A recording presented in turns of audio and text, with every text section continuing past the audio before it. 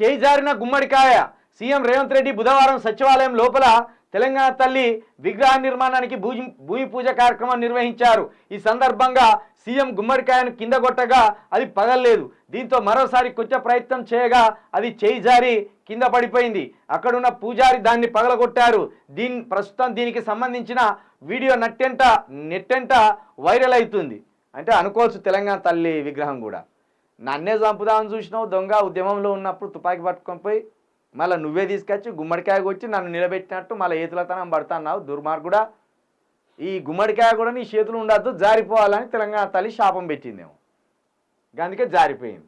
ఇక చూడు, ఇక కేశవరావుని అయితే అసలు ఏమనాలి పెద్ద మనిషి. ఇటువంటి వాళ్ళు కేశవరావు లాంటి వాళ్ళు రాజకీయాలను భ్రష్టు పట్టిస్తారు అన్నట్టు. కీలు బొమ్మలుగా మారి అధికారం ఎక్కడుంటే అక్కడ నిలబడి మేము పెద్ద వ్యక్తులమని పోజులు కొట్టి ఈ రాజకీయాలకు వన్నెదేవలసిన ఏజ్లో ఉన్నోళ్ళు అవమానం తెస్తాను.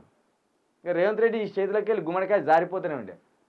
అందుకోనింటివి క్యాచ్ పట్టని ఉంటివి కానీ క్యాచ్ పట్టలేకపోయినావు. సంచులు మోసుడు తెలుసు కానీ నీకు క్యాచ్లు పట్టుడు ఎక్కడ తెలుసు, తెలియదా పాపం. కాబట్టి నేనేం చేసిండు, కవిత జైలుకి రిలీజ్ అయింది కదా, అది హైలైట్ కావద్దు. అది హైలైట్ కావద్దంటే అసలు ఆ న్యూస్ పేపర్లలో కానీ లేదా న్యూస్ ఛానల్లో కానీ కవరేజ్ కావద్దంటే ఇది ముందటేసుకోవాలి, ఈ విగ్రహం ముందటేసుకోవాలి.